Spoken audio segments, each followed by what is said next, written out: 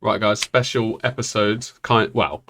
It's not. It's special in as much that it only happens once a year, or maybe normally once a year. But it's Golden Demon episode, and we are joined with very special guests, my mum and my dad. If you, obviously not. We've got Albert. We've got. I was going to call you Lionel, but he's always here. Arnau and Tony, and then Lionel, who we know really well. And I'll see you in a minute. Miniature painting podcast by Mini Matters. So, guys, thanks very much for joining us. It was a special intro. Oh, special intro there from me. So yes, to give a brief overview of what we're going to cover in the episode, I thought we could just do a really quick debrief on the Golden Demon that we just had, and then we're going to run through the models and what we liked about them, basically. So I don't think it will be too heady, but closing thoughts on Golden Demon. Now it's been like not actually that long, is it? 4 days, 5 days? Yeah, almost 4 days, I think. I miss it, truth be told. I find myself just doing mundane things in the house, and then I'll like suddenly flash back to Golden Demon, and I'll be like, oh, I miss those days. Yeah, it happens to me as well. Yeah, like. I think what's interesting for me as well, if you haven't already watched it, we did do an initial thoughts video after day one, where we kind of put our money where our mouth was and talked about some of the pieces. So I think it'll be interesting now revisiting it, now that we know the results, to see whether we made the right calls and generally talk about the judging on it, because the hot topic that is always around Golden Demon, and particularly was around the US, is the quality of judging. And I always liken Games Workshop to Coldplay, where it seems to be it's just cool to hate on them, and I think there's a lot of that negativity in the community at the moment. And I think for me, this UK one, particularly the results, show that the culture of Golden Demon is changing. So as we go through the results and we look at what's been awarded I think it'll be interesting to highlight those points as well. I do think it's changed. I think I'd like to hear from the three experts that we have down below more than myself, because I know what I think. So yeah, does it feel like it's changed, Golden Demon, for the better or worse? Well, I think we all three are not very experienced in Golden Demons lately. Like I think it was Tony's first. Yeah. I just went to the last two editions other than this one, and Albert has been out of Golden Demon for 14 years or so. But for what we know, I think there are some myths that we can bust with this Golden Demon. The biggest one, which was maybe not, in my own heart was the biggest advocate for, was you can't win with an OOP miniature. And obviously, as we know, Albert smashed it out of the wall. Do you remember me talking about it before? Like, Albert, we we did. Maybe we can mention that in passing whenever the model shows up. I think that'd be better. Yeah, let me just say a disclaimer that I'm with a cold, so I might be sneezing all through during the stream. Otherwise, yeah. What's that I can see over your shoulder, Albert? Just over your. Can you actually see anything? Because I think the way it's framed. Okay, yeah. Oh yeah. Oh what? Oh those. Casually. So out for 14 years and then comes back with 2. Sickening. I was watching back the awards, and it makes me laugh a little bit, because the first one you get out, but you're quite like, you've just got it there and you're just like that, and then at the end you go like that and everyone goes but then when you win the second one, you've got 2 and it's like boosh, and then I think you do a proper celebration. Well, the second one was gold as well, right? So made me happier than the first. Then again, the first. I mean, yeah. Let's comment it as we go through. Right. I think but yeah, as a general comment, I definitely think that it felt really like the demons of yore, when I used to enter in the mid 2000s, when scratch build models were welcome. It just felt like a super high level as well. So I was really happy with this edition. I think it's been a great return of Golden Demon, and fingers crossed that it stays like that in the editions to come. Because definitely there was for sure these few years when Golden Demon kind of drifted away from what it used to be, and now seeing it return back in full power, it's really, really nice. I think you've touched upon it there. I just want to quickly say it while I remember before we start. I agree. I think this year's felt more aspirational. So where you used to look at the White Dwarfs and think, I could never do that. There's been a few Golden Demons where you think, if I work hard enough, possibly I could pull that off. This year, when you look at the entries, I think I could never do any of that stuff. So demoralizing in a way, or motivational.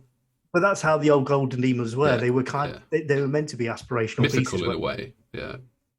Shall we kick off then with single 40k category? Yep. Give me a sec. I'll scroll back up.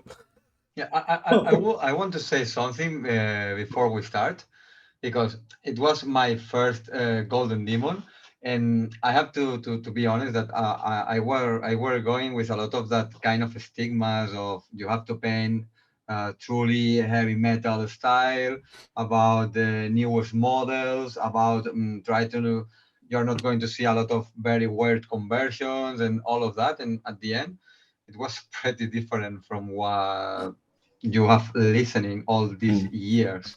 And it made me happy because I'm more confident with the kind of stuff that I have seen this year than what I was coming my idea. So that's good for my first experience.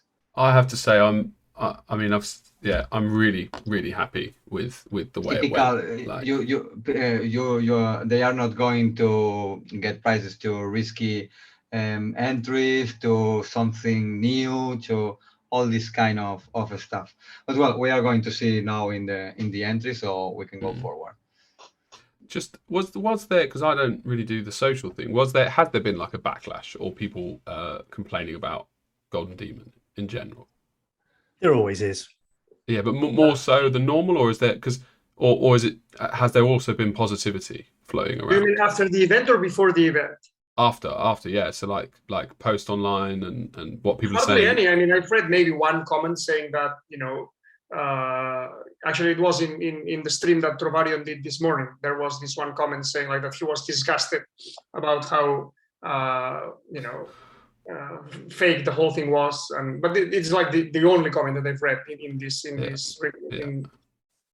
generally, it's positive. Comments during the event that people saying that it was a very low level event and that there were fewer entries, which I don't get, because we all agree that it's the best Golden Demon we had in years, and not only for the level, but the amount of entries was great as well, and creativity, all the pieces. Well, were many pieces with creative bases, meanings, storytelling. So yeah, definitely. I mean, it's, at least in terms of number of entries, I had never seen, for example, a squad category with so many contestants. It was insane. Like 3 full cabinets to the brim, full of squads. I mean, whereas in the past you would have had, I don't know, 15 squads or something. Here there were like, I don't know, 40 or something. Yeah, something like that. But it was definitely more than ever. It was huge. Yeah. Having been to Golden Demons before and never documented Golden Demon other than like with a camera, a photo camera, and then having to do it with the video camera, I physically couldn't finish it, and that was over multiple days. Like my legs would struggle, and I would struggle just with time. So this was definitely a bigger competition, and also contractually, just to say we're not contractually obliged to say Golden Demon is good. So these are our real opinions. Just in case. I mean, I've been harsh towards the direction that Golden Demon was taking in past years. Yeah. But as much as I criticized it, I'm also happy to acknowledge credit where credit's due. Right. Anyway. Here now we have a selection of our not necessarily favourites, but just all the models that we wanted to fit in a relatively condensed video, because I think going through every entry, or at least I thought, would be too much for us. So right now we have, I don't even want to say it, Alessandro Marioni. I hope none of you know him so that you could say it right. But yeah, I think I picked this one actually. Is two things. one, I love the Orc models, which I now know is from Kill Team. And secondly, the base is something that I really want to recreate and strive to learn how to do. Probably not a reason, but that's enough of a reason for me. I love how now you don't have to put the bases or the gaming bases, and you can do a terrain and just put the models in. So it's like a squad/diorama. So it's way more pictorial. It's not just a few models put. If you want, you can put the models in a base, but that's it. But I love that you can do that now, and it creates a lot more interesting pieces with the scenery and etc. Yeah, this one really stood out for me in the cabinets because of the base, really. Because I mean, I do like my squads in pristine black plinths. I find them very elegant. But this one was obviously really well done, and one of my favorites in that category. So I'm happy that he placed. I really liked it. The only thing I would comment is I don't believe that photo really does it justice. I know it had I think it had multiple angles you could have photographed it from, but in the cabinet it looked a lot more vibrant than it does there. I think most of the pictures don't do justice to. Yeah, obviously I took really good pictures myself, but we're not allowed to use them. Not yet, anyway. Not till that gets all the all clear. I mean, in fairness to them, they've got to take photos of like a lot of models, haven't they? And I think they just have one setting, which is full white mode. So yeah, all right, yeah, it's a big one, this one. So David Soper, this model was automatic gold, I would say. He had been working on it for 4 years, something crazy like that. The technique was pristine, very, very well polished, as is usual with David. And also this model was like a how do you say, like a conversion, homage, right?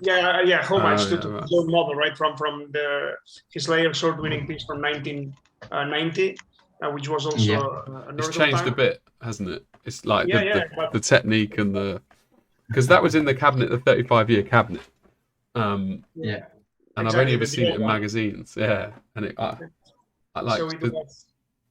So it was great to see the updated version from David. Yeah, and I think really as many good models that were in that category, I think none really could have taken the gold from David.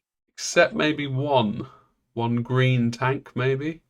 One green tank by a certain Mini Matters artist. Lionel. Yeah, honestly, I must say I thought that Lionel's tank, at the very least, deserved a commended card, because I thought it was fantastic.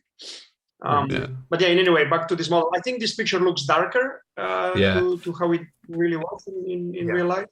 Yeah, and quite small. I think it got a little bit more contrast. Yeah, definitely. Or darker. But anyway, me as a Death Guard and Nurgle player, I really love what he did here, and how you can identify all I think there are like 4 or 5 different models put all together on this way, and well, it's disgusting. So I think it's doing what Nurgle have to do in many ways.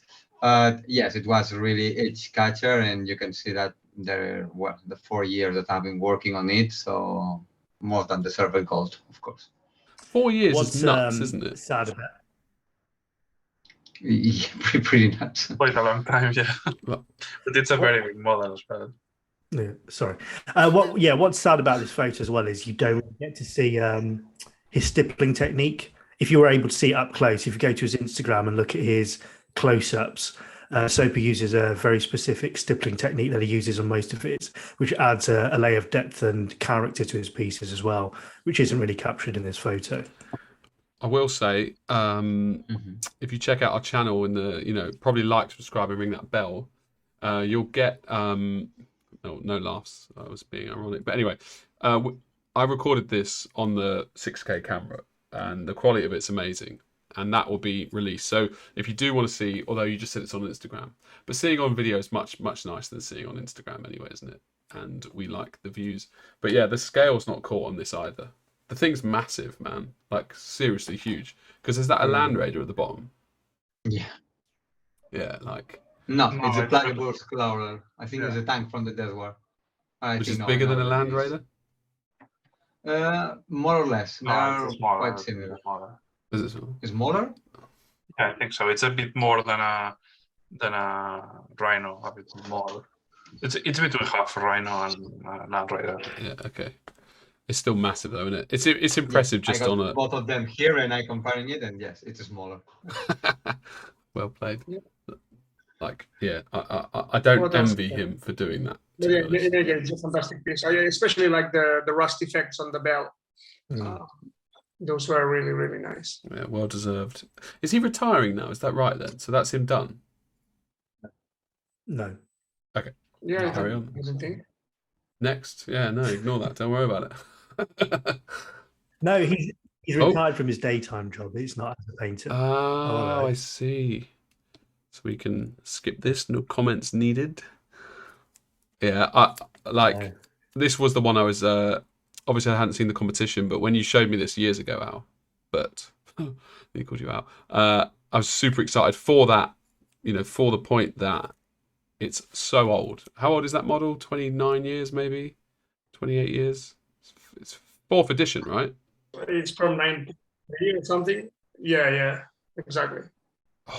I suppose this piece is the first Mythbuster, because I remember having a conversation with Jamie about this piece, and he sent me it, and he said, "Oh, Albert's going to enter this," and I went, "It's amazing, but I don't think it's going to place, is it? Because it's such an old model, it's such an old Hammer model." They can't sell it, can they? Jamie was like, "This is."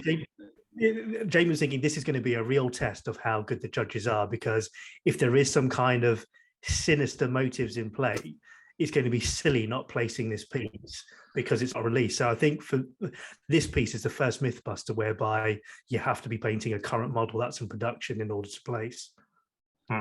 Yeah, definitely. And I think also is one of the most impressive in real life, comparing it to pictures, but because it's so small and the level of I know saying this with Albert here is it's like I'm but it's the truth. Exactly. Yeah. Seeing this in real life, it's almost unbelievable how every single piece it's so extremely polished. It's like freaking magic. Even the floor, man, is like a freaking masterpiece. It's hilarious, and I can say this because I like it, Albert, not because I like you. I only wish I had taken the picture from slightly above so that you could see the actual, half moon shape of the base itself. Yeah, and the potion.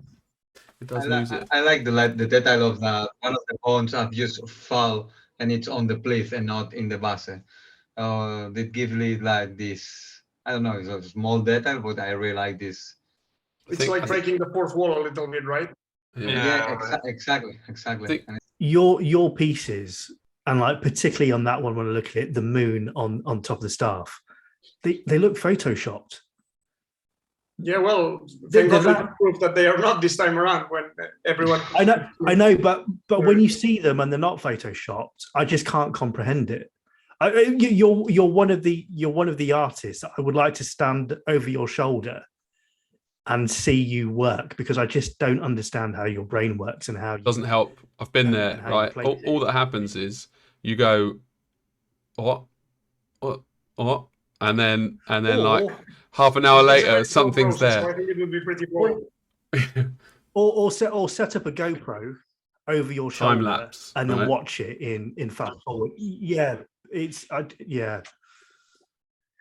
I had. I mean, I was very happy to play with this model. Because this one has been one of my favorite pieces, Warhammer classics from childhood, really. And actually, I painted this one when I was a little kid, and I remember painting it as a child.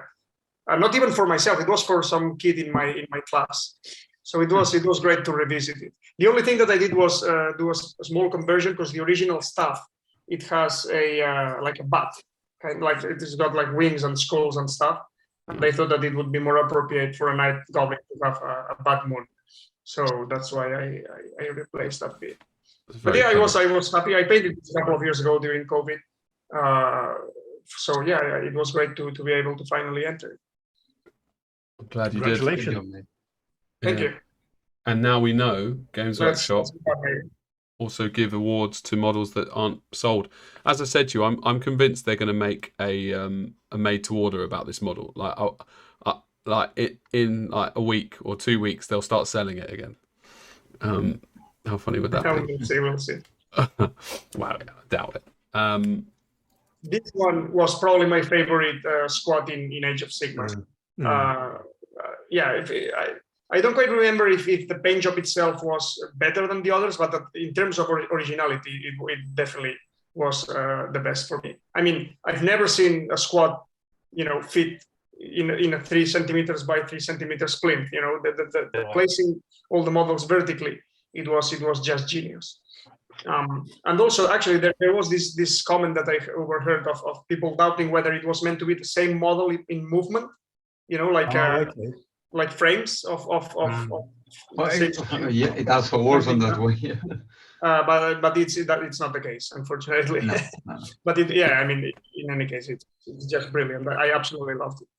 Also, it's not just how he plays with the verticality. It's just also the background is just a little bit frame, so you can see perfectly all the other models. So it's not eating a lot of the picture, and it also works. I think it's super elegant to see that just this wall of bricks, and also the splash of the water, all the small details. I really like this one also.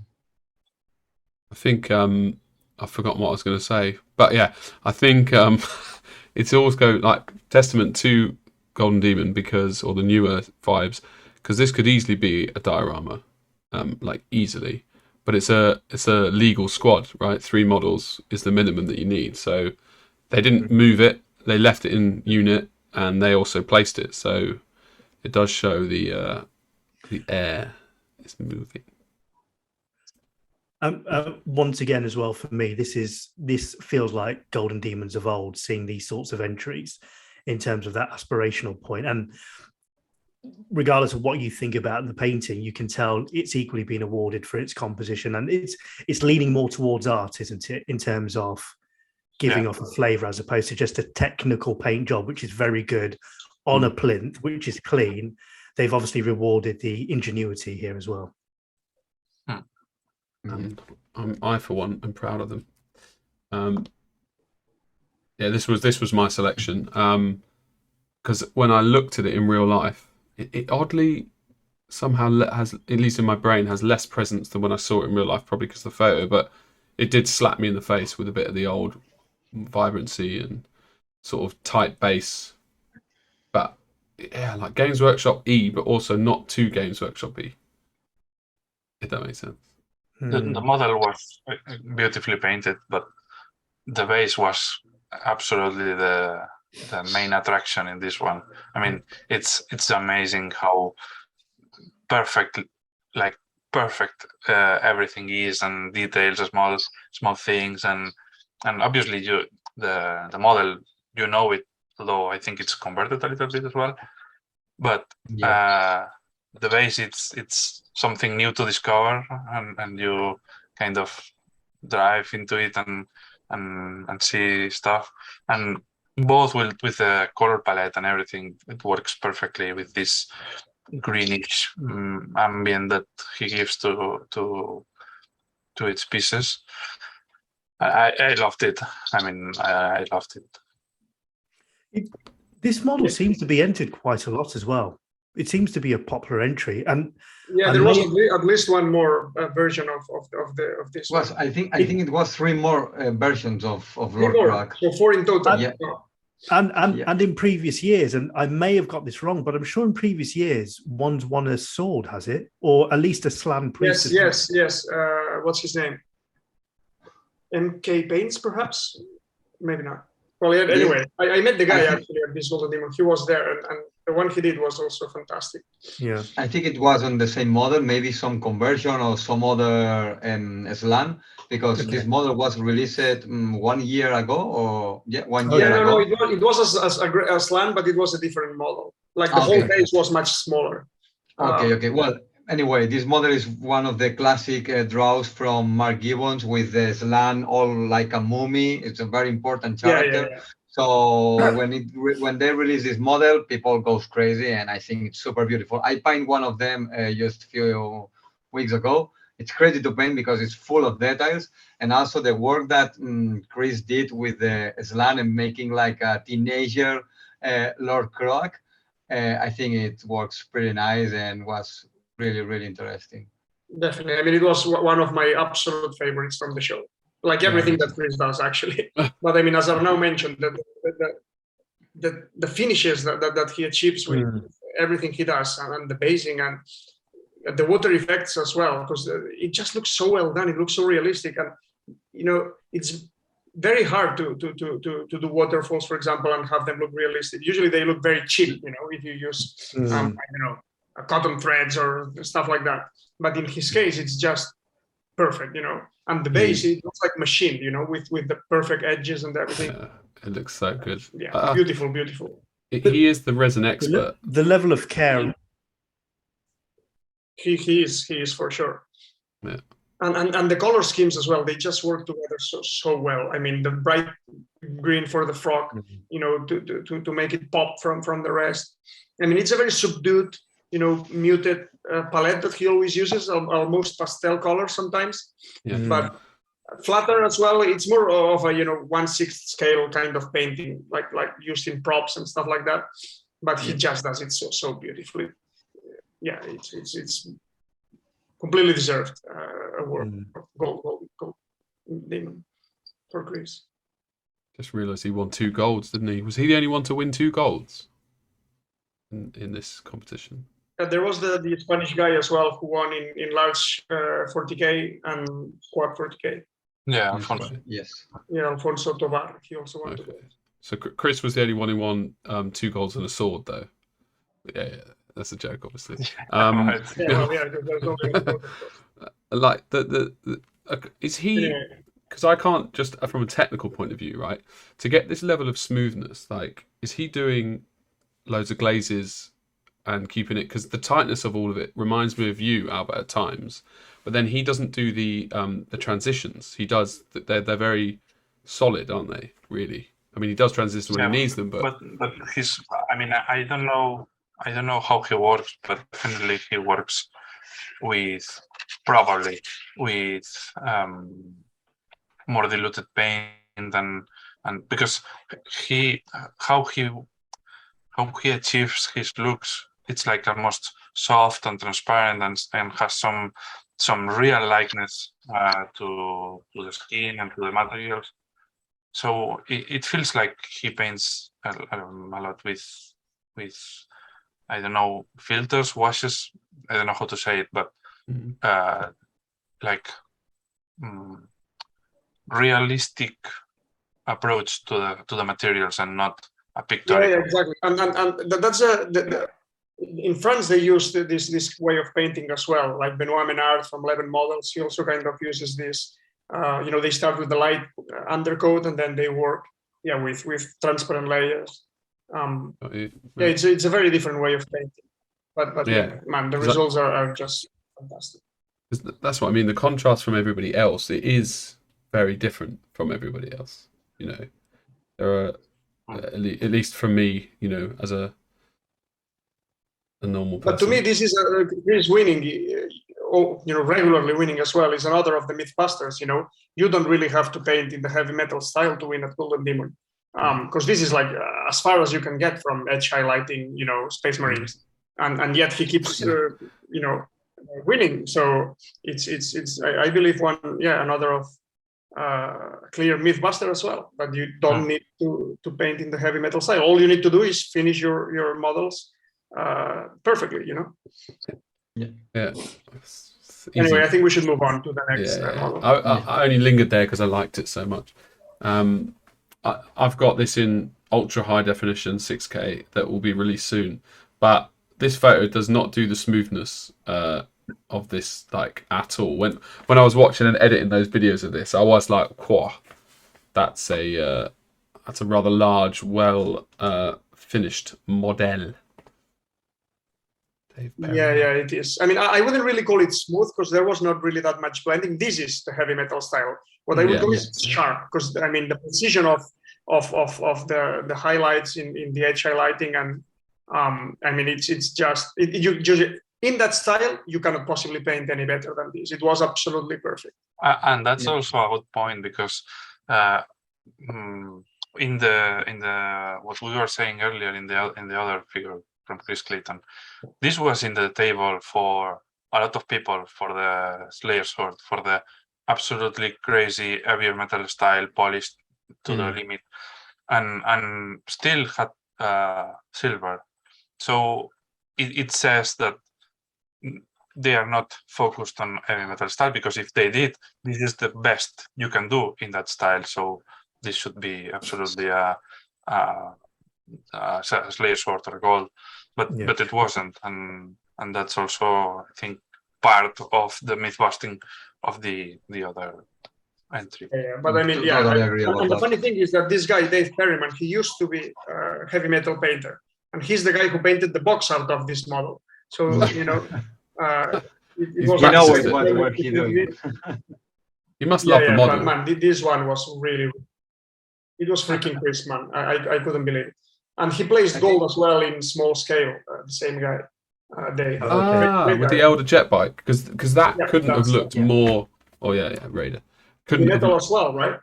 Yeah, it looked heavy metal to like it looked like it was a box art basically. Like it couldn't have looked more but like this one was way better than a box art. Yeah. It was just perfect. Definitely. And the base was very beautiful as well. Very classic British golden demon with the black plinth, and just fantastic work. Beautiful. Congratulations.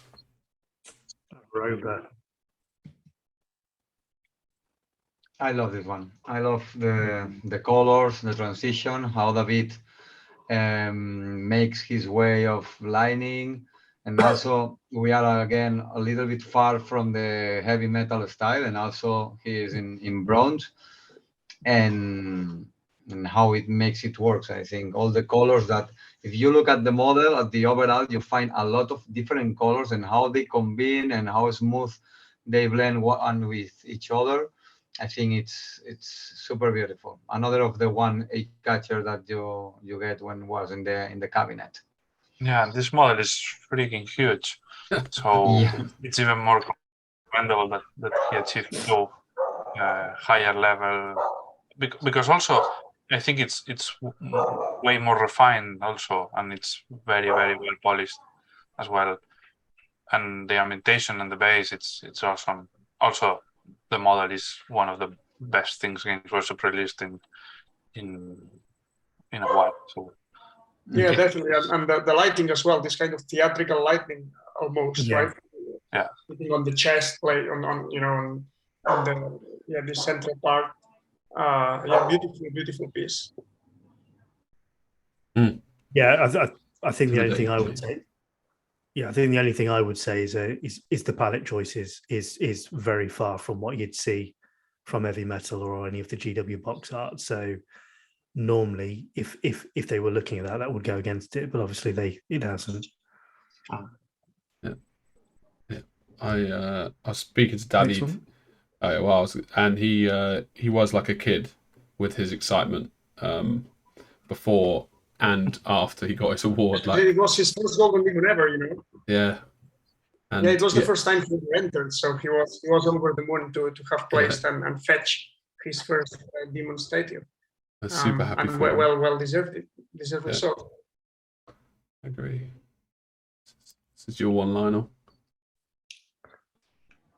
Yeah, I like this. Unfortunately, I don't think it's photographed that well. But in terms of, I'll be honest, Lord of the Rings is usually a category that doesn't capture me at all. I've got no interest in the IP, no interest in the films. In fact, I despise the films. So this really sang to me when I saw it in terms of the amount of effort he's put into, putting it into that scene. And once again, which is a common theme here, it's almost a mini diorama, isn't it? And there's a lot of love and care. He's captured a moment it's like a film still. So for me, and that one got bronze. Obviously there were two that finished higher, but for me, this one just sang to my heart. Really, I just really enjoyed it, and I enjoyed poring over it. Yeah, I do think the resin and the It waterfall. was beautiful, very, very nicely framed as well. Also, the effect of the water, exactly. the waterfall as it goes, as it hits the lake, and it going deeper than the lake surface. It depends on details. Yeah, I don't even know how you do that. I think also there was like blood inside the water from the fish that Gollum is eating. Yeah, yeah. Mm-hmm. Scary. That's like what we And said. also I think just in front of the waterfall there is another fish, and how the splash of the waterfall it doesn't stop just in the resin. You can see also how it appears on the bottom. I think the resin work here and how it complements this thing with also, I'll just say, the splash of blood looks pretty nice. I would not enjoy those moments when you pour that resin in and you're like, you've done all this damn work, man. I'd love to know. We only ever see the Fusion pieces. I'd love to see like failures online where people are like, I spent 100 hours on this model and now it's all broken. They're from like a soft part of Italy. That's why they had that accent. So I freaking loved this model. Interestingly, there's a theme in this Golden Demon of broken glass. You can't see it for daylight in this photo, and again, there's some videos going up online soon, maybe by us, that have this like really well documented in a beautiful 6K again. But like, it's crazy dynamic. And if you turn it around, there's also the sewers with rats running around it, and they're coming through the thing. And basically, it's the Felix and the Jonix, or whatever they're called. Felix and Gortrex. Gortrek. Yeah, Exactly. Gortrex. What a great super guy. classic characters. Aren't they just all right, Zoom, give it a rest. Aren't they just the characters from Asterix and Obelix, but the Games Workshop version? I'm not sure about that. Seem very similar, don't they? Though, small guy with a beard. Anyway, All right. But it was great to see Angelo plays with this one, because I think he entered 7 or 8 categories.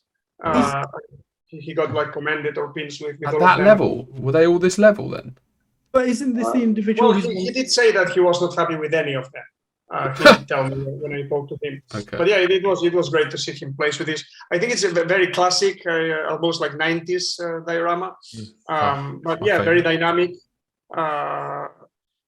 Yeah, Skaven Slayer, isn't that? I think that's probably one of the novels, I think, from Gotrek and Felix. So it's one of the books, and I think that I read them when I was really young, and I was starting with all Warhammer Fantasy and all the stuff. And I think there is a scene where they are running out on some city from a Skaven ambush. I'm not really sure, but maybe it is a frame from the novel. So that makes it so special. Yeah, it wouldn't surprise me, because I know that Angelo is a big fan of the classic Warhammer Fantasy. I'm not 100% sure, but I think there was something like this. But I'm talking of memory, like I don't know when I read them. Is this the individual's 165 demons, or have I mixed him up? 55, right? 55 golden demons. He's 55 Yeah, demons. he has a freaking ton. Close to He 60. can run his own contest. Oh, is this the 55 Demon Man? Yeah. I'm sure on his Instagram profile it says 65. 65? I think that's what he says on his Instagram account. A lot though. Okay, well then. It was like I see, because I heard him talking about this model, and he was talking so freaking fast. He was like to a guy who worked in Games Workshop, and he had so much passion, and I was like, a little bit of me was like, who is this guy? like you don't hear many people talking A, as fast as he did, and B, so passionately about Golden Demon. And he was like, I was like, yeah, I really wanted to go and talk to him, but I thought, no, I better just keep filming like the little slave I am to myself. But yeah, I loved it. I loved the glass breaking. I loved everything about it, basically. I loved it more than it placed. What else do we have? Beautiful. I It's love it. amazing. Yeah. The idea is awesome. It's so well executed as well. It's a magazine cover, right? I'm assuming. Yeah, Spike magazine. Magazine. I didn't see Oh, that. the spike is Ian like says the issue. magazine from Blood Bowl and all that stuff, and it's perfectly framed. I think the overall paint job of all the wood elves are pretty nice. Yeah. So I wonder if very good idea. If you took it out Pablo of the loves magazine. Blood Bowl dioramas. He's always doing this kind of little scenes, and they pretty work super nice. I think it was like his 5th diorama on Blood Bowl. 5th, right? Yeah. I wonder why you went quiet, and then I saw the sneeze. Yeah, I think he's done like 4 or 5 Blood Bowl dioramas before, and this one clearly, I think it plays definitely because of how original it was. Making a cover in three dimensions, which is yet another Mythbuster that creativity is not welcome at Golden Demon, right? Because it was probably not the best painted diorama in that category. Maybe even of other dioramas that did not even place, but definitely the originality and inventiveness of the idea was what made Pablo place in diorama. So kudos to him and kudos to Games Workshop as well for being brave and actually awarding something like this. Most of the people that got that placed in the podium had very creative pieces, like almost all of them consistently across all the categories. So I think it was really important in this edition, which is absolutely awesome, that creativity is rewarded that well. I don't know if we have. I don't know if we have it in the selection, but the Orion from Johan Leduc, that was also super original. The conversion was crazy, and I think it was also it was gold in the same category. Exactly. And I think probably another one. Exactly, where maybe it was not the paint in itself which helped him win the gold as much as the crazy conversion and how cool the idea was to convert a Magnus the Red into an Orion, right? Orion. Totally. I think it was a Kurnoth God or something like this, but it's like the Orion of Age of Sigmar. I'm not really sure, but it's something like this. Exactly. It was amazing. Yep. It does make me wonder though, is it because people weren't doing these? And I've been to the last like 4 or 5, so I'm trying to remember, but like, were there as many creative entries in the previous years and the judges didn't pick it? Or have now the entries that are more creative happen to be the better ones, so they're forcing their hand to pick them? Or has the judging really changed? Obviously, if there's a super creative idea, but the execution is poor, it's not going to place, no matter how creative it is. I mean, there's a minimum threshold, under which you're not going to poorly For example, we're seeing Pablo's diorama here. It may not have been the best painted diorama in the category, but it's not poorly painted either. It's like it's well painted. So it's a balance of things, It's a balance. But I guess what I mean is why this year. Sorry, continue. I don't think I've seen this kind of creativity in previous ones that have been ignored. I think what has helped as having a break of Golden Demon for a few years, a pandemic where people have had nothing to do but sit at home, think and paint, and as a result, you've had this flourish of ingenuity. I don't think these have been there in previous years myself, from what I've seen. I'm trying to remember, and I don't think so, because Open would have been the most creative, right, before in the previous years, and actually Open was probably the least creative. It's the Open still. Yeah, like okay, the one that won was the giant bust and a robust bust. Like a bust isn't something totally new; it's new because the scale. But like this is more creative than those in terms of what hadn't been done before. So it does kind of back up. This year, with having so many more entries and the level being higher, I think all years we've had some creative entries, but the percentage of them in this one was higher. So inevitably, the top picks were amongst them. Yeah, I totally get you. You want to start a new call? We've got 2 minutes. Okay, my. So why are we changing? Right. So this was your favorite. I suppose everyone's, possibly everybody's. A strong contender for everybody's favorite piece, right? I can see you. Yeah, I can't. We cannot see Jamie. All right. Sorry. Goodness. There you go. Sorry. Yeah, so this one, my absolute favorite from the entire show.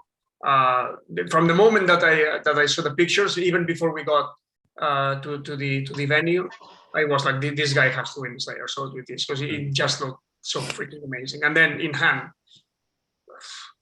it was just incredible. Yeah. And it was funny because Chris, in the past, he had said that he was, retiring from Golden Demon to give way to the younger generations and stuff. And seeing him participate again, I was just so happy, because actually it was the first time ever that I saw his pieces in hand. And I mean, the water effects on the base were absolutely insane. I've never seen anything better than this when it comes to water. How did he do it? I was trying to work this out. Like, to create the resin, normally you pour it into something. So he would have had to have created basically like a complete enclosed resin thing, right? Basically, like my understanding, after talking to him, my understanding was that he basically sculpted the water in clay or whatever, in putty, and then he did a mold of that, and then he put the mold and then the base on top, right? And then he threw a hole on the base. He poured the resin so that it would cast the imagine he missed. And then yeah, exactly. And the feet of the giant were attached to the ground, but from the ankles upwards of the giant, this was another piece. So then he just had to glue the giant, and match the ankles to where the feet. Where right? But yeah, absolutely crazy. And the dynamism as well. Easy to do. Yeah, but no, it's not only the base, right? But the dynamism, the integration of the two. It's not just one guy pointing at another with a gun or something like that. It's a true duel. You can't believe the duel. It's like a scene from a movie. Actually, like. It's so well put. It's like a really, really, really well put duel, and it's not something that, like, you can have very good painted models, you can have very good base, you can have a very good composition, but this one has everything. And even though it's the style, it's obviously the same as the Lord Croc. It's this FX style, where you can see the skin looks like skin, like a real skin. It's a very low contrast paint job, etc. But it works so well. Like it's amazing. Seeing it in real life, it was, and the light was not the best. Well, the light played a really cool factor in the base, because it was hitting the upper layer of the water, and it was casting these reflections inside the water, like it was a real, these lights that create the water when the sun hits it, and it was so beautiful. Obviously, it's not intended probably, but it was like made for it. Perfect. I love that the foot is magnified. Exactly. And not a single bubble as well. Yeah. Yeah, it looks super magnified, right? Yeah. Like, I think what was I going to say again? Oh well. Yeah. There we go. I think sometimes in the past I've seen swords and I've kind of gone, there were other pieces personally that I liked more. And I think this is the first time I've had it where I've gone like, there was nothing, maybe not nothing, that's probably a bit too strong, but like, I'm really happy that this did win a sword, if that makes sense. Like, there were no real I mean, the room went crazy when he was announced as the winner. Yeah. Probably the easiest sword they've had. He was like a clear favorite from the start. And honestly, had any other model won, I think it would have been unfair, because this was just so far ahead of everything else in the show. I'd like to know. It's a really silly comment for me to make as well, considering what we're discussing and what depth. But for me, it's cool, isn't it? You can imagine seeing that as a 14, 15-year-old kid and just it. I think Arnau said it's just so cinematic. It just blows your mind. It's that moment in time, and you can't put cool as a as a factor. But you just look at people just looked at it and so many were like, "Oh, that's so cool!" You know, it just captures you and pulls you in.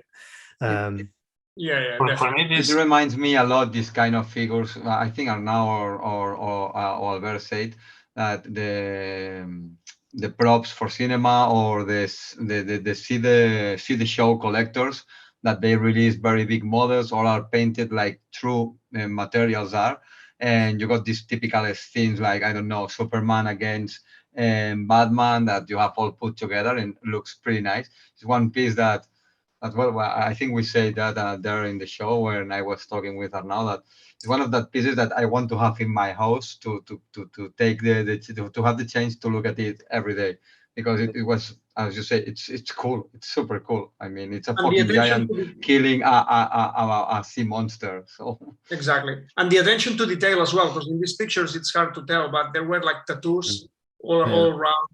All around, yeah, the arms, tribal tattoos. That they're caught on the video. Just so taken care of, and for example, the water draining from the Hydra back onto the river. Yeah. I mean, it's just so well done. You know, it's so realistic. You've got the dead bodies in the bag with the resins doing the same thing, where it's all like falling out from where the. But are any of these a conversion then? I know they are, but is it like heavily converted? It must be. Yeah, I think it's got to be. But that's the thing. It's the fact that you cannot tell what is the conversion here means how good it is, right? Yeah, I'd like to see the whips. It's mostly the hands, the giant, the main body and the head. I think I'm not really sure if he did some more work there, but are the arms mostly of the conversion, and of course the Hydra, that it have a lot of work on it. Yeah, I didn't even know. So the Hydra they do have as a Games Workshop model then. That's relatively cool.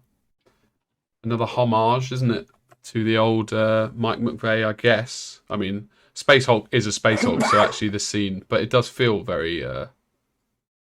Exactly. So this one is so much more simple in conception, but it's just the execution is fantastic. It's absolutely even the lights that lead the corridor of the Space Hulk. They really transport you to there, right? It really makes you be part of the scene. It's exactly, and I think Mike McVeigh had done one such. Well, no, that was with an Eversor assassin that was also like inside of a spaceship. What, the old-fashioned one Mike did? Do you remember that one, Jamie? Yeah. It was at the convention. It was in Warhammer World. Yeah, it probably is, right? But yeah, I mean, great piece. And this was so well painted, like so detailed and so refined. So it's like I absolutely love this one. It's worth saying Duel was one of the most hotly contested categories this year. There was so many entries, but also Diorama. I think singles, Diorama, and Duel in particular. I think these four were pretty crazy. Yeah, there was plenty of really nice entries that they didn't have to arrive to the prices. That they were super nice. So it was also a very hard contended category, which is what we like to see. Now, obviously, I have quite a lot wrong with this piece. Just on the simple fact that that is indeed an elder being shot through the heart. So initially, it took me a while to get over that fact that he was killing an elder. But when I did get over that, I could move past it, and I thought, actually, this is an amazing piece. And as with most photos, you do get that vertical, but when you look at it from above, it really has the forced perspective, and it's beautiful from that. Even the sign at the bottom has. Well, yeah, because it's actually built with forced perspective. It's not just that in picture it looks like that, but exactly. But the picture looks stunning. Like, obviously in real life it looks very good, but in picture it's like, wow, that really works. Yeah, and it's also it's a little bit sad because the name, the plate of the name Exactly. with the duel and all of that is hiding That's what I mean, one the of the nameplate. detail at the entry of the building. There was 2 epic space marines that also makes more heavy the effect of perspective. Yeah. And the glasswork, like the glasswork was mental, absolutely mental. I don't know, is that plastic then? He's just cut up loads of plastic, right? It would be the easiest way. But how he got them all connecting? Yeah, it's because they're touching each other and he's gluing one by one. Yeah, that's long, isn't it? He's done this before, so he's won I believe it was silver in Horus Heresy, Golden Demon, where it was a who are the gold guys? Custode, jumping through a window and taking out a chaos guy, and pushing him over boundaries. So he's had form for this in the past, but he's just pushed it up to an 11 by putting in the force perspective as well and finessing that. And the paint job was very nice, actually. The Space Marine itself. Again, it's a shame that it wasn't the other way round, and it was the Space Marine dying. But other than that, yeah, like it was really really nice. I think we spoke to him as 3 years worth of work. That was. He's been working on that for 3 years. 3 years. For 3 years. He redid the that was his third attempt on the building. That's what he said. Like he did the building, and then during lockdown, and then like he'd come back like a couple of months later and be like, oh, it's all wrong, and just start it again. But yeah, it is funny because that photo, like it really does make it look like it's a really tall photo. I suppose that's what it's bloody not. So yeah, that was quite funny actually talking to him before, and then him winning. So I was happy. I was proud of him. Oh, Youngbloods, cheeky Youngbloods. I can't actually believe. I don't know if you've got. Yeah, go on. Sorry, I just wanted to say Youngbloods was an extremely strong category this year, intimidatingly so actually. Yes, definitely. There were maybe not that many models in terms of number of entries, but the quality was really, really high. Yeah, and it's fantastic to see that there's still young kids interested in painting because, in general, I think the community is getting older by the day. But despite this, it's fantastic to see that some kids are still, smashing it. And I actually talked to these guys, at least this one, Daniel Swart. I did talk to him. He showed the model to me. He was asking for feedback, and man, it was beautiful. Yeah. It's so clean, isn't it? Though I don't know how old he is because obviously the age used to be 14, right? And they've upped it to 16. I think he was 15 or something. Yeah, I asked him. He was 15, and he's been painting for a year and a half. Wow, for a year and a half. It's the power of desire, skill, and online tutorials. Yep, that's awesome. And the armor in particular was great. It's really nice. The armor was insane. Yeah. The hair though is super heavy metal style as well, like well finished. Well, but that hair is really, really difficult to paint because it's really harsh. How to say the sculpt? You have every single thread of hair like actually sculpted, so it's quite hard to do. But that was one of the advice that I gave him, to try to understand hair more as a single volume rather than single strands. But man, it was absolutely fantastic. Yeah, lovely piece. I think also this shows, interestingly, I don't know if this is how it was judged, but a single model on a single base, and then we get to silver and it's a scenic base. Like, I don't know which model is painted better, but like that as a thing shows again that they like this, I don't know, creativity. And then the gold is obviously like, I'm assuming that model comes in that scene, but it's still like a scene. But yeah, I mean both of them. Maybe you stick to one and we comment it. Put the orc up, probably. Yeah. This one obviously has amazing base work. I mean, with these pictures, it's pretty hard to tell how well painted the model itself is, but obviously, it was fantastic. Yeah, I've got that on the video. Yep. So you can see that in the glorious 6K as well. And then this one, I think I filmed this one, so I'd like to look back at it and see. But I was super happy. This one is from the Lord of the Rings, so that the scale is a little bit more smaller, and also how all the details you can see all perfectly. Was incredibly clean. Nice. I hope next year with all the Warhammer Fest event and all of that, we can show more teenagers running around there and not a lot of bird guys. It would be nice. We are definitely getting older. I hadn't actually considered that. Well, these are the future Slayer Sword winners. All these 3 kids, Emilio and Daniel and the other guy.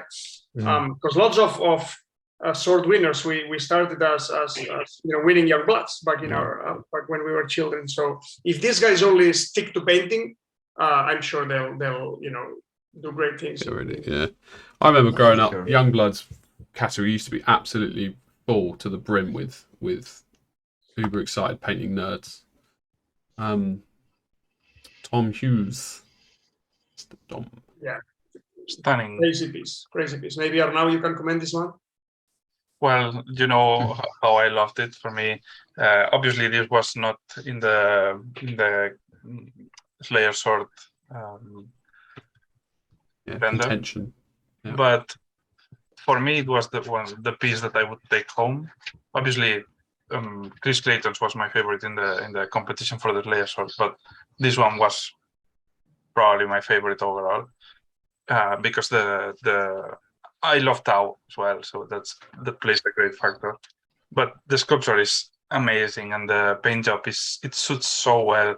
Like it's this hyper realistic paint job, and you can believe, if it was a little bit bigger, you could believe it's a real Tau, and I love that so much because it was pretty big. Massive. Like it was maybe massive. 1.6 or exactly.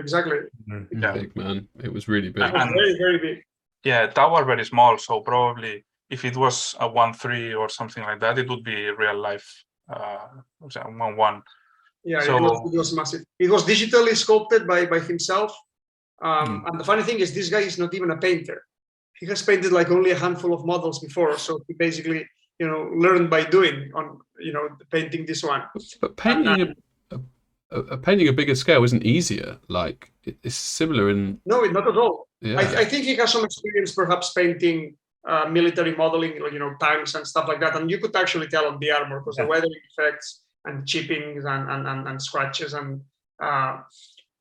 basically all the damage, battle damage that he painted on the armor was really, really well done. Yeah, if this was painted with our style, like this more pictorial style, with this size and everything, yeah, it would have been so difficult to make it work, and so it would look like strange, Well, obviously you could do very well and still make it work, but this style, this more FX realistic style, it suits it absolutely perfect. Because the skin is excellent. Sorry. That's it. Yeah, he did say. He did say when I spoke to him, he realised I've got Darren Latham in my category, and Darren's a fantastic painter, so I can't battle him on that ground. So he deliberately picked a different paint style choice when he did it. And I don't know if it was on the model, but when I looked at it at one point in the cabinet when the lights were on it, it seemed to have a glisten on the skin. It almost looked like he was sweating. I don't know if that was my vision, but it was, like you said, Arnau, it's very, very realistic rendering of all the. I'm sure eyes were varnished because our eyes were a little bit shiny, and I think that in this scale of models, as we were saying with the Chris ones, this kind of painting that is looking more for the realistic material, it works perfectly. It was so super nice. I really love this entry, and I'm really happy for him. Is that his first time entering? I don't know, but it was a great surprise to see something like that. Yeah, absolutely, and for it to place top of open, right? Like, yeah, of course. When you consider the last years, like some of the things that were winning, sounds negative, maybe it is, but yeah, they were like super not this, basically, For me, always open has been like the category for stuff that you cannot find on shops, that for super heavily converted or original works. So this year I'm happy that see this kind of works in the cabinet. Yeah, exactly. Because if you look at the top three from last year's Open or last Golden Demons, and look at the top three from this year, there is a contrast in creativity, or however you want to coin it. Definitely. Yeah, and this shows it as well, right? Like open silver. There's always been busts actually. It's very strange why they pick this. Why they pick this view for the picture? It's super strange. It's not the front view. Right. Half of the model is in shade from this angle, so it's pretty weird that they. But you can even see with where the base is, where the front is, with the whole slant. Yeah, that's why. Yeah. It's literally a point. It's literally a point. This is the front. It points to it. Yeah. But anyway, this was painted by David, of course. Arroba, sculpted by Alejandro Munoz, I believe. I think so.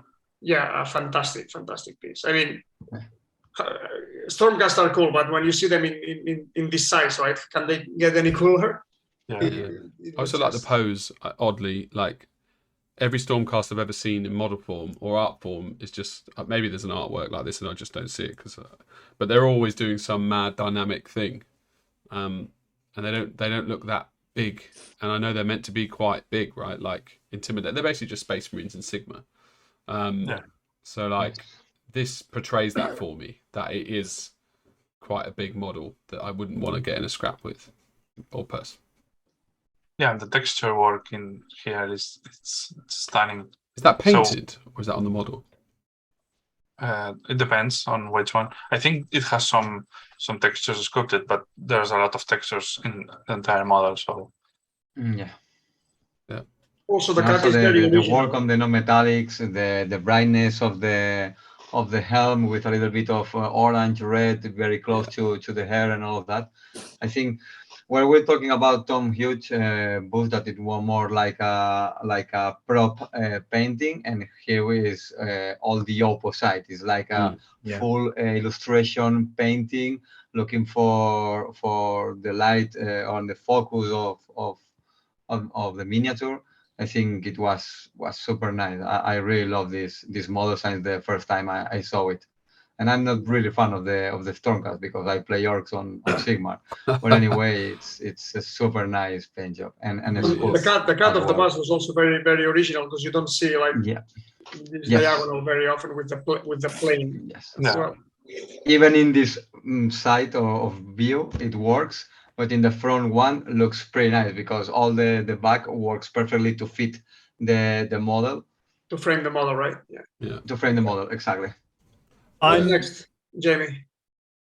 Lionel just said so. Well, no, all I was going to say generally is I'm particularly excited about the future of Open now because I think seeing these two pieces place will be a green light for lots of people who wouldn't attend to go, actually, what can I bring now and how can I really push the boat out?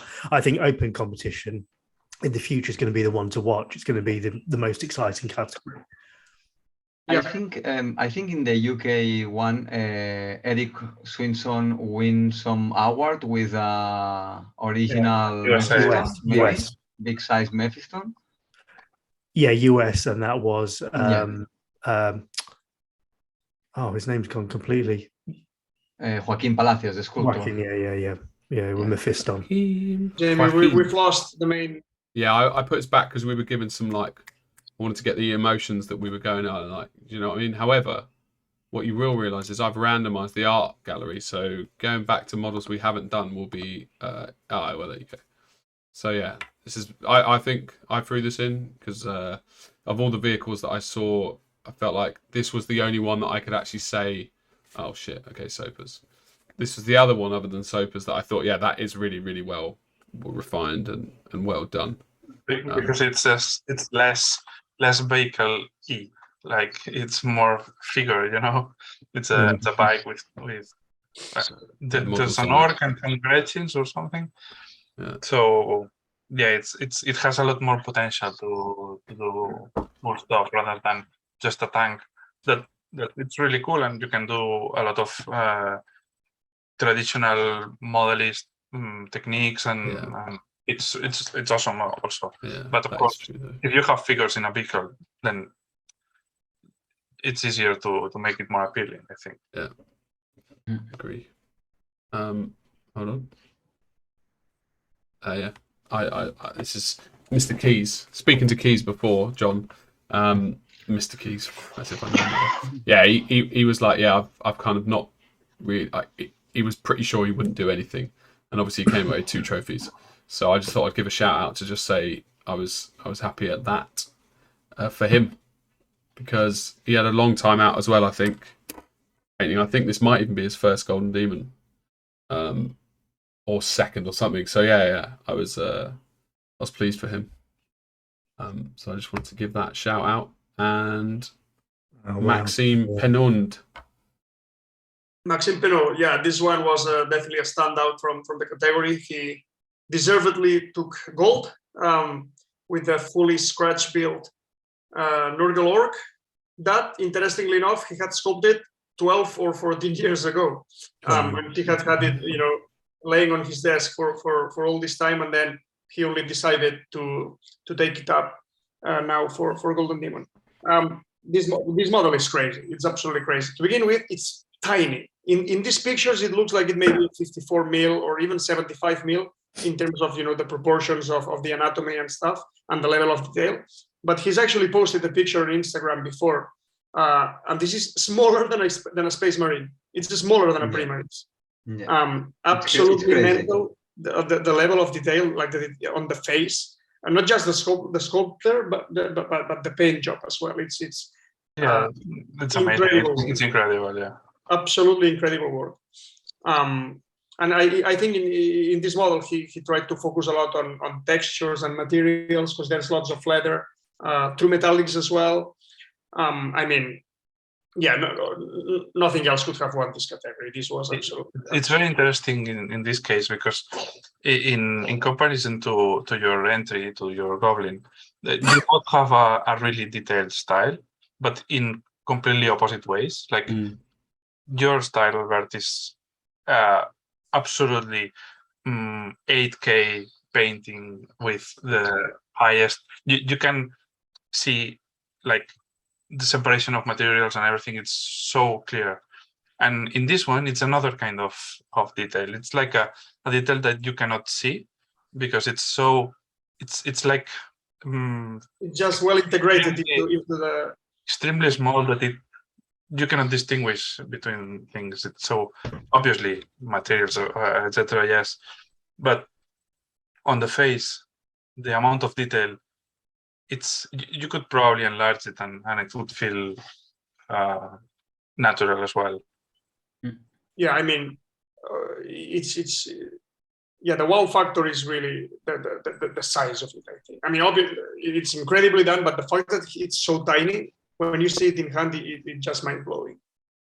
I think it's interesting because hearing you two talk about it, honestly, I would not have been able to tell you why this was an excellent piece. Obviously, scratch built is one thing, but then the painting, because I watched back the video, the 6K video that will be released about about this model, and I realized how quickly I scanned over it, and it goes back to the whole thing of like when you're, when you don't have that knowledge, you don't know what you're looking for. So if there was an extremely like high, what's that word, that's really colorful, saturated model next to it, I would be more drawn to that, because I don't have the technical knowledge to know why this is so impressive, if you get what I mean. Like, it's so hearing about it is good, because then I can look at it. Hang on. Exactly. This basically reminds me the style of Jacques-Alexandre Gillois or Benoit Menard, all these French masters. And actually, I think probably Maxime was inspired by them for this one. But it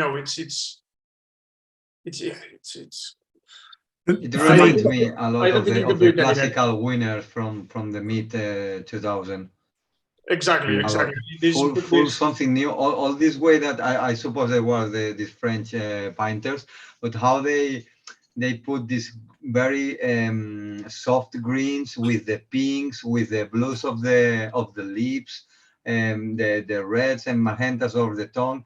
I think all the colors are very well put it all together and very smooth. And so as Arnau said, well. it's another way to make everything that you can see perfectly. Where is the chain? Where are the different parts of the skin? And it's not the same style of painting like you, but it was amazing. And Yeah, also thinking in terms of a scale, it's tiny. mad. Yeah, I agree. And the base as well, it's simple but super well done with the tentacles and stuff. And so realistic as well, all of it. I mean, mine is way more cartoony, but this one, all the different hues in the skin, it feels like real skin, For me, I never thought in the modern competition I'd see a scratch built model that a sculpt that GW don't do place as gold. I thought, in the old days, you'd probably go into open and probably wouldn't place. So this, once again, for me, this is the biggest Mythbuster. I know we talked about Mythbusters, but for me, this is the biggest one because of how highly it's placed and how against the norm it is for me. Well, only against the norm, against the recent norm, I would say, because back in this was commonplace, Yeah. So, exactly. exactly. It's just fantastic to see Golden Demon getting back on track in this regard. And if it wasn't clear, my comments were meant to be complimentary, to say that you can fool someone, as in you get to that level where people below can't really understand it. Have we done this? Don't think we have. No, we haven't. Yep. So that's my piece that placed silver after the one we've just been discussing.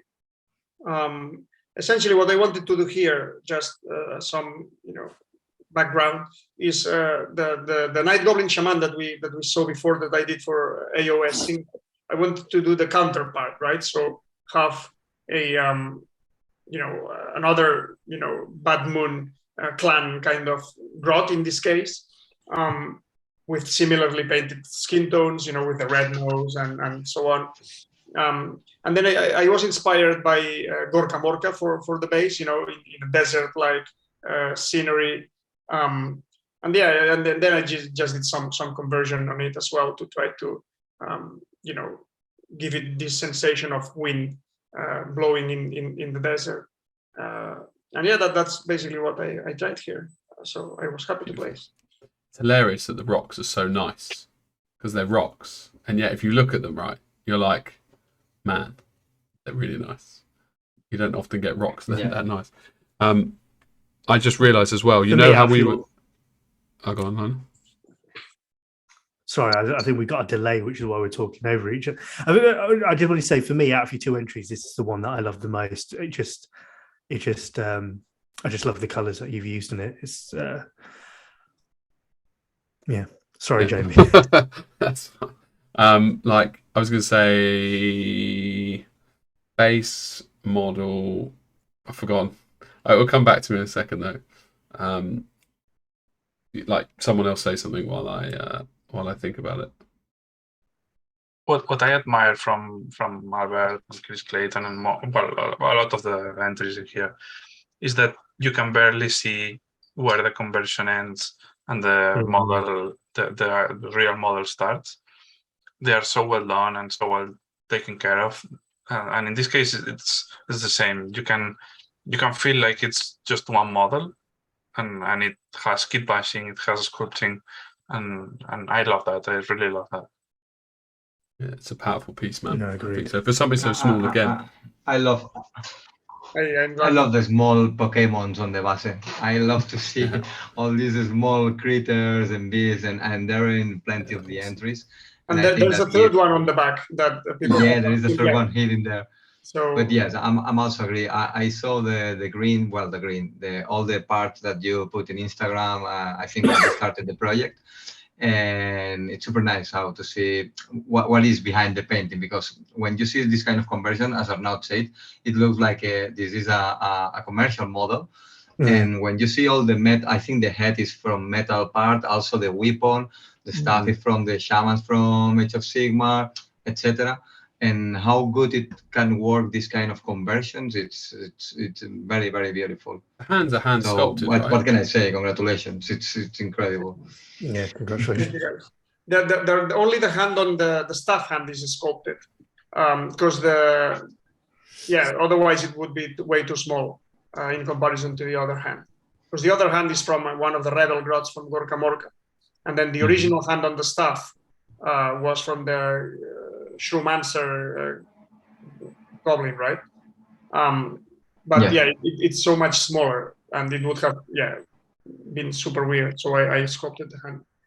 You put the detail of the ring under the banner. Is not from the original model. It's a metal, very tiny ring that you just put under the moon. So why not? It's not even details over there. Because there was another symbol there. Actually, there was like an eye or something like that. But I wanted to put details that followed the flow of the piece. The wing. The model. I was going to say it's interesting. Oh, sorry, I'll get there. It's interesting that we were deliberating on the names of things, and I just realised they didn't put the names of the piece in all the things. It's just single miniature silver. You used to be able to put crazy names on it in the olden days. You're right. Maybe when they publish them in White Dwarf, they will. I'd like them to. And the elder. I think we haven't done it, have we? I don't think. No, I think that's your favorite piece from the show. Wow. I mean, in theory, because it's an elder. Right? But no, I do think it's very impressive. I also like the conversions again on it, and the base, and just the N&M, and the fact that it is a small scale, but it looks massive, or it could be bigger, right? Like it's a well refined, well resolved, well converted elder. I'm only conscious that we've got 2 minutes 49 seconds left. You see, so we are wrapping up. But yeah, I did like this, and I had to include it because I think it's excellent, really excellent. Yeah, I mean, it was beautifully painted. It was, yes.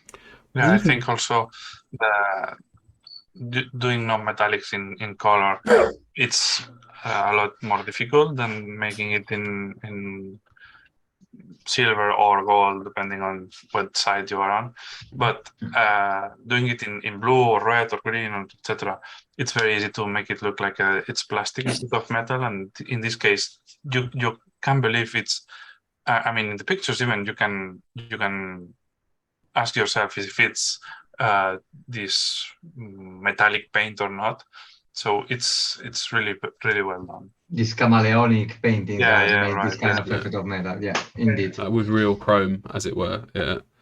I mean, it was super sharp paint as well, with all the reflections, and I mean, it's really, really well done. So super deserved bronze for. I even don't know where the face is from, so that's a possibility that's actually sculpted. It's certainly not any of the elder. Some of it is maybe it's a newer release, and I'm not up to date with. Well, we covered this, I do believe. It was the first one, wasn't it? With it. Which means we are just on I think we're done. We have 1 minute 19 left of our free Zoom call. In pandemic, they gave us unlimited free to promote us to join.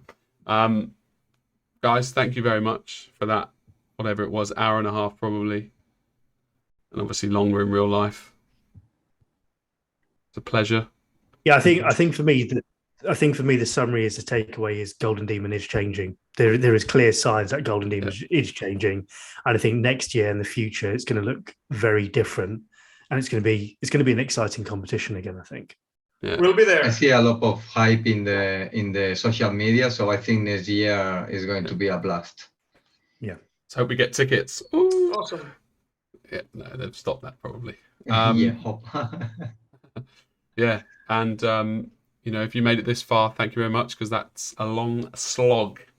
Not to say that we're not entertaining. Right, cheers, guys. 24 seconds. Thanks, guys. Thank you. Cheers. Thank you very much. See you later. Have a nice day. Sleep well.